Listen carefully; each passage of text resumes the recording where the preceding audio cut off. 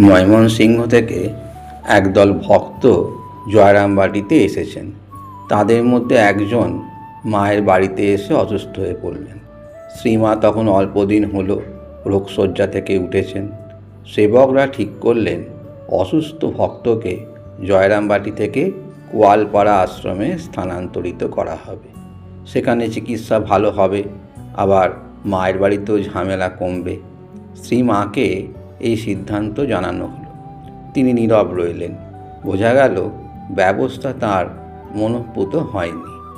সন্ধ্যার আগে পালকি এলো। এক সন্ন্যাসী রোগীকে নিয়ে কোয়ালপাড়া আশ্রমের উদ্দেশ্যে রওনা হলেন। আকাশের কোণে তখন কালো মেঘের টুকরো দেখা দিয়েছে। কিছুক্ষণের মধ্যেই চারদিক অন্ধকার করে প্রবল বৃষ্টি শুরু হলো, সঙ্গে ঝড়ের তাণ্ডব। শ্রীমা দুপুরের কাজকর্মের পর সবেমাত্র বিশ্রাম করতে গিয়েছেন। দুর্যোগের সূচনা হতেই আলুথালু বেশে বারান্দায় এসে আকাশের দিকে তাকিয়ে করুণ স্বরে বললেন, আমার বাছার কি হবে গো। সেবক তাকে ঘরে যেতে অনুরোধ করলেন। মা ঠাকুরের কাছে প্রার্থনা করলেন, ঠাকুর আমার ছেলেকে রক্ষা করো। ঝড়ের বেগ একটু কমে, মাও একটু শান্ত হন।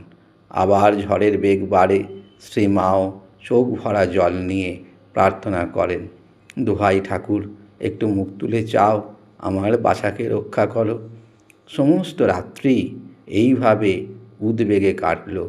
পরদিন যখন মা জানতে পারলেন ঝড়ের সময় তাঁরা দেশরায় একজনের বৈঠকখানায় রোগীসহ আশ্রয় নিয়েছিলেন, তখন মায়ের চিন্তা দূর হলো।